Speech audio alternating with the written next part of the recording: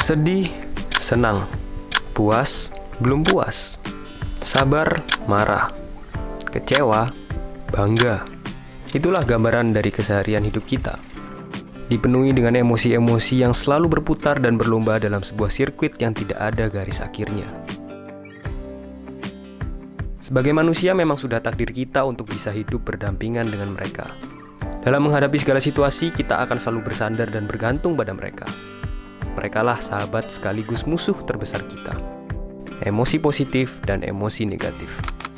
Kita sebagai manusia tentu ingin merasakan lebih banyak emosi positif dan selalu menghindari yang namanya emosi negatif. Namun sayangnya, secara saintifik, emosi negatif itu tidak akan pernah bisa kita hilangkan, malah akan bertahan jauh lebih lama daripada emosi positif.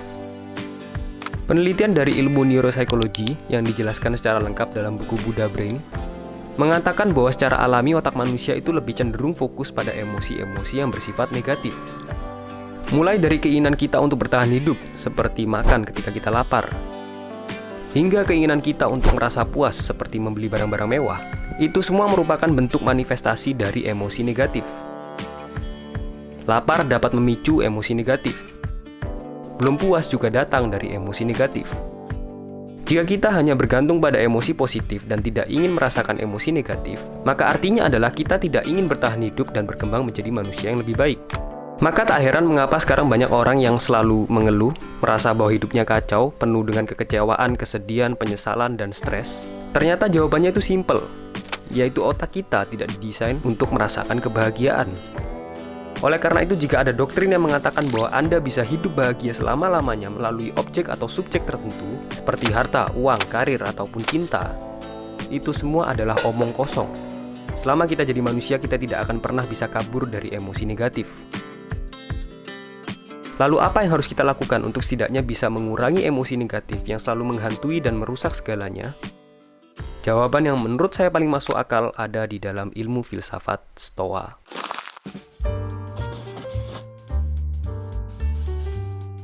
Bagaimana kalau filsafat itu diarahkan untuk melihat hal-hal konkret seperti misalnya penderitaan? Bang lu stoa ya, bang lu stoik ya, bang lu menganut stoikisme ya. Jadi ini kayaknya penting buat masyarakat kita yang sekarang lagi pada tolol.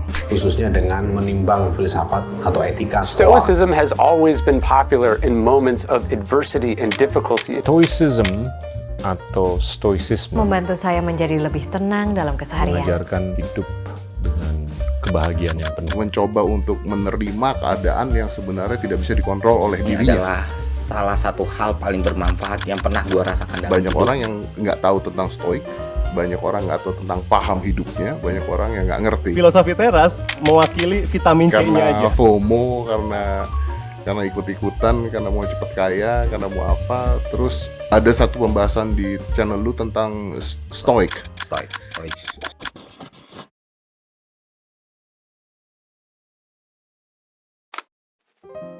Filsafat Stoa memiliki sebuah landasan berpikir yang sangat berbeda dari apa yang kita pikir sebagai sesuatu yang normal.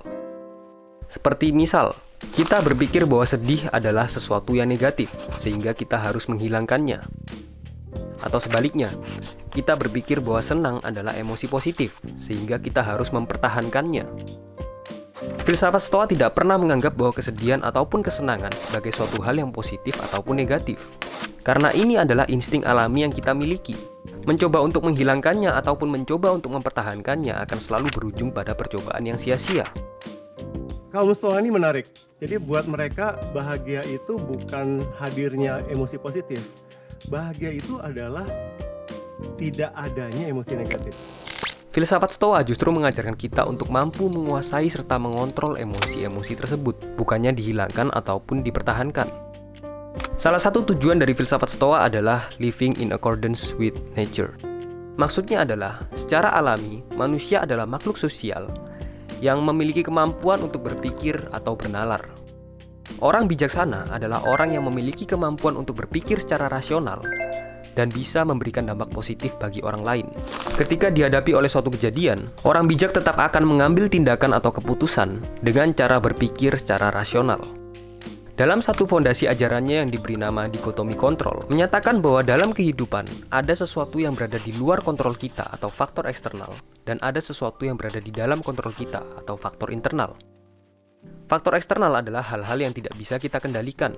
Cuaca, keramaian lalu lintas, opini atau emosi orang lain, dan termasuk juga emosi kita sendiri. Sebaliknya, faktor internal adalah hal-hal yang bisa kita kendalikan, yaitu pikiran dan tindakan kita sendiri dalam menyikapi segala kejadian yang datang dari faktor eksternal.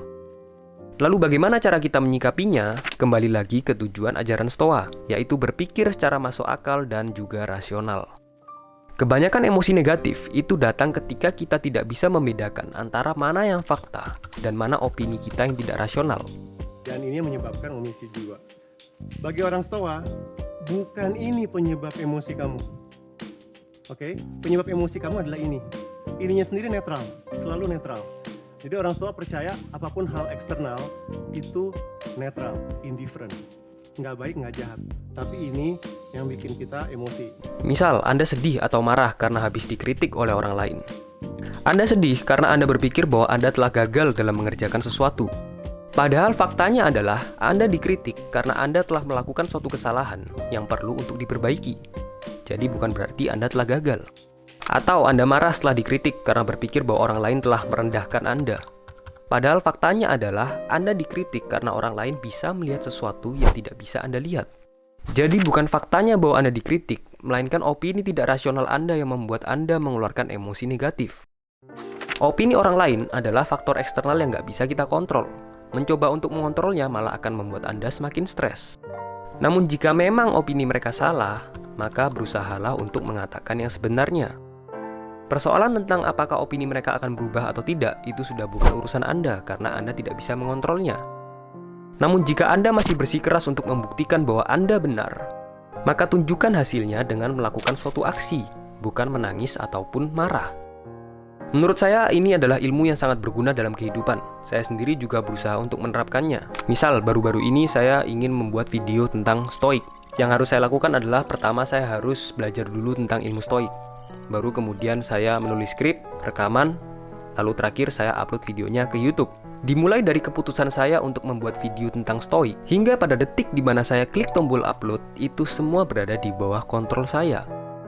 Namun perihal siapa yang akan menonton video saya, berapa banyak yang akan menonton video saya, dan opini kalian terhadap video saya, itu semua berada di luar kontrol saya. Saya tidak bisa mengendalikannya. Ilmu Stoa mengajarkan kita untuk fokus pada pekerjaan yang bisa kita lakukan, bukan pada outcome. Karena outcome adalah sesuatu yang tidak bisa kita kontrol.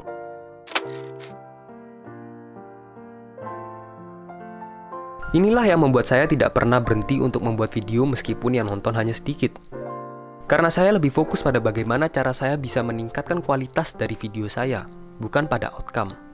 Dengan mengembangkan kemampuan untuk bisa membedakan antara fakta dan opini tidak rasional, antara faktor eksternal dan faktor internal, kita tidak lagi bergantung dan bersandar pada emosi ketika sedang tertimpa oleh suatu kejadian. Kita akan menjadi pribadi yang lebih tenang dan kuat secara mental dalam menghadapi segala kejadian yang datang dalam hidup kita. Viktor Frankl, seorang psikolog yang menjadi salah satu tawanan Jerman ketika Perang Dunia, menulis sebuah buku berjudul Man in Search for Meaning, yang berasal dari observasinya ketika menjalani hari-harinya di kamp tawanan Jerman. Ia menemukan bahwa ketika manusia dihadapkan oleh suatu kejadian atau stimulus, ada satu ruangan kecil dalam otak kita yang berisi kemauan kita untuk berpikir, respons apa atau tindakan apa yang ingin kita keluarkan dalam menanggapi stimulus ini. Ruangan kecil inilah maksud dari faktor internal yang diajarkan dalam ilmu filsafat Stoa. Jika kita mau belajar untuk berpikir secara rasional dalam menghadapi segala stimulus, maka secara perlahan kita akan mengurangi rasa ketergantungan kita terhadap emosi-emosi yang tidak rasional. Karena segala perbuatan yang dilakukan atas dasar kemauan emosi akan selalu berujung pada tindakan yang tidak rasional. Marah bisa membuat Anda menyakiti perasaan atau bahkan fisik orang lain. Rasa puas bisa membuat Anda menjadi bangkrut karena ingin membeli sesuatu secara berlebihan. Filsafat Stoa telah memberikan jawaban kepada kita semua mengenai cara untuk bisa menguasai dan mengontrol emosi kita sendiri, dan bagaimana supaya kita bisa lebih mengandalkan pikiran rasional daripada emosi. Terakhir, saran saya adalah jika kalian tertarik untuk bisa hidup bahagia, tenang, kuat secara mental, maka belajarlah lebih banyak tentang ilmu Stoa. Saya jamin kalian semua pasti akan bisa mendapatkan manfaatnya ketika kalian menerapkan secara langsung ilmu Stoa dalam kehidupan kalian sehari-hari. Karena ini adalah ilmu yang sangat efektif dan sangat relatable dengan segala permasalahan yang kalian lihat, terutama di zaman sekarang. Terakhir, nama saya Kevin Tanjaya. Thank you for watching.